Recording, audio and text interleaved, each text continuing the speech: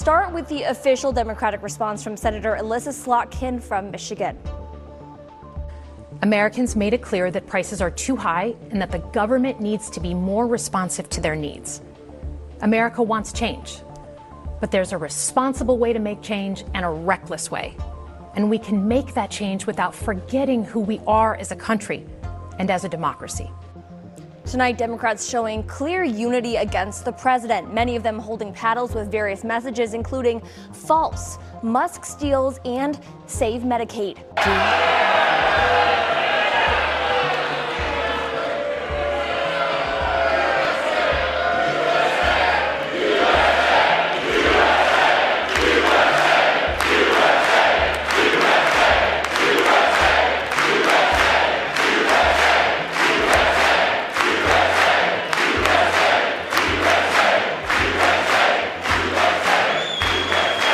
And one counties in our country, 2,700 to 525.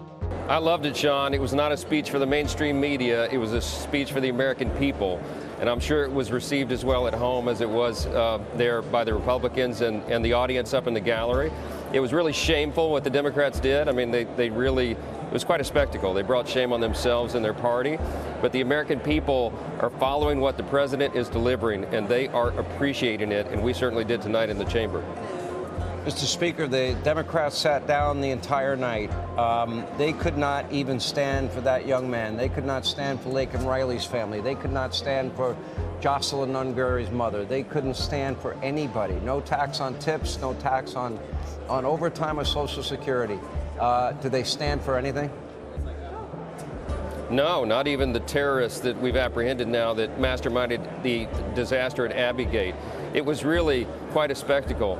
You know, and if they're going to use a 77-year-old heckling congressman as the face of their resistance, then bring it on. But we're not going to tolerate that on the House floor. And I don't think the American people are going to tolerate that either.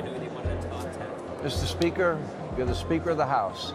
What happens to somebody like Al Green when he pulls off a stunt like that?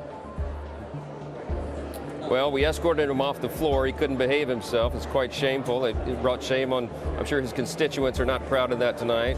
But I suspect that there'll be a censure resolution brought on the floor to discipline him. We have to do that inside the House. We have to maintain decorum. Yeah. Members are directed to uphold and maintain decorum in the House and to cease any further disruptions. That's your warning.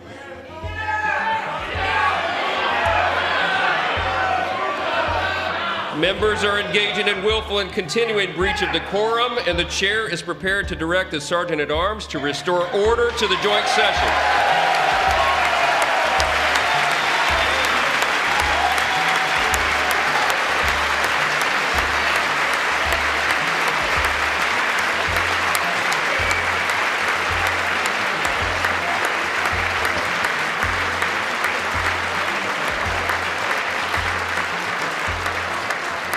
Mr. Green, take your seat. Take your seat, sir. Take your seat. Finding that members continue to engage in willful and concerted disruption of proper decorum, the chair now directs the Sergeant-at-Arms to restore order. Remove this gentleman from the chamber.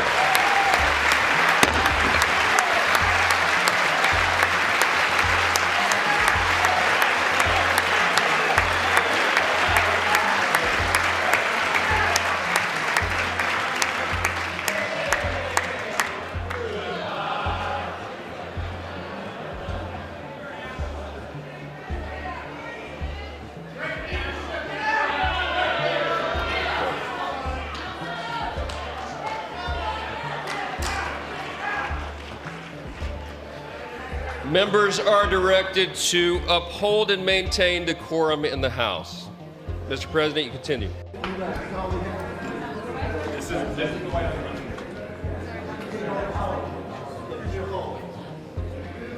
Hi, Congressman. What were you shouting to the president, sir? Sir, what were you shouting to the president?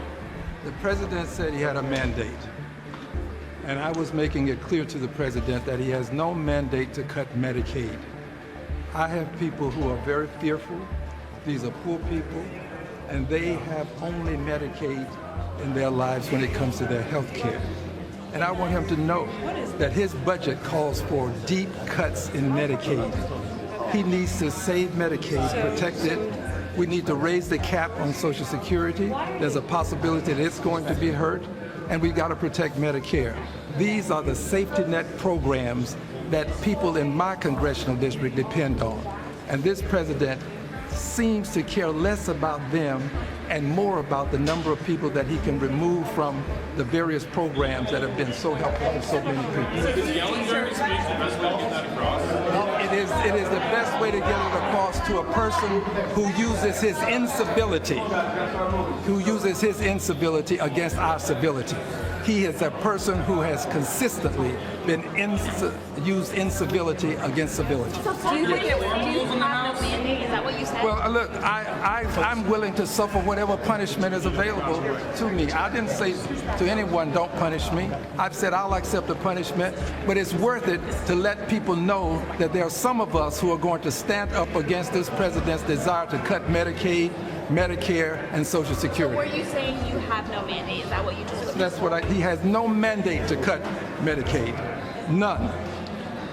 Is the only punishment that you were kicked out, sir? Is there something? I don't know. Whatever the punishment is, I'm not fighting the punishment. This is about the people who are being punished by virtue of losing their health care. This is the richest country in the world, and we have people who don't have good health care. We've got to do better. And now we're about to cut Medicaid, which is for poor people.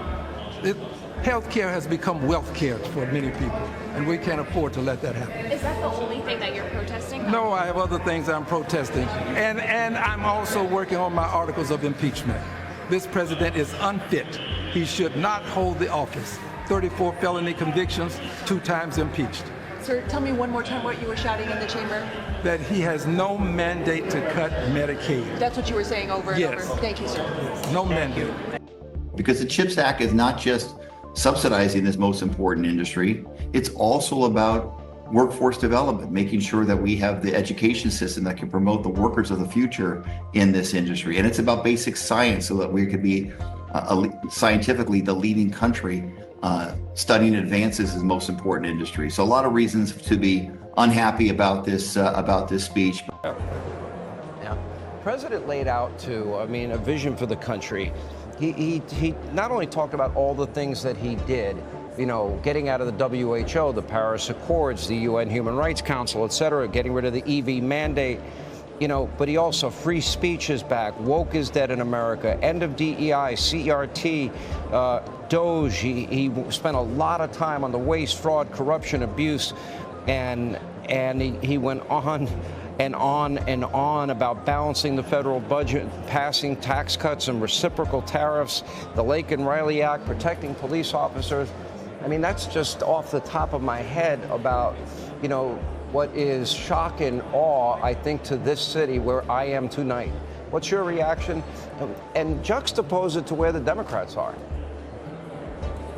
Well, the thing to remember is that all of that was accomplished in less than 50 days. I mean, imagine that.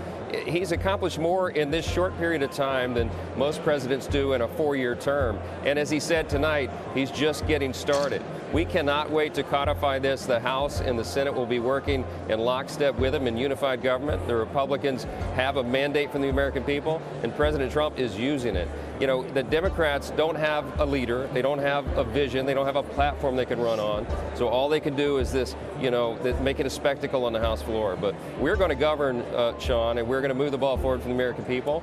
And it is going to be a new golden age for America. And President Trump is leading it, and we are so excited to be a part of it. Well, I think it was a big night for the Republican Party. Will you have the votes to get this economic plan passed quickly? Which I would argue, anytime you're going to have an economic recovery, you need a little time for that recovery. Will that happen? And when do you think you can complete that in conjunction, obviously, with the Senate, which has kind of, more difficult rules and a process when you use reconciliation? Yeah, we've laid out a very aggressive schedule. We passed the budget resolution last Tuesday night. The Democrats and the media said it couldn't be done, but the Republicans in the House stuck together and got it done. That opens the door for the reconciliation process and the one big beautiful bill that the president keeps talking about and we keep insisting upon. Sean, we put it on a very aggressive schedule. We will get that done. If we stick by that schedule by the end of April, the president will sign it into law in early May, and that will be enough time for the American people to begin to feel the effects of that before the midterm election in 2026. So economic help and recovery is on the way, and all these other promises are as well. We're going to deliver for the American people. This is my 5th such speech to Congress. And once again, I look at the Democrats in front of me, and I realize there is absolutely nothing I can say to make them happy or to make them stand or smile or applaud. Nothing I can do. I could find a cure to the most devastating disease, a disease that would wipe out entire nations, or announce the answers to the greatest economy in history, or the stoppage of crime to the lowest levels ever recorded. And these people sitting right here will not clap, will not stand, and certainly will not cheer for these astronomical achievements. They won't do it, no matter what. Five times I've been up here. It's very sad, and it just shouldn't be this way.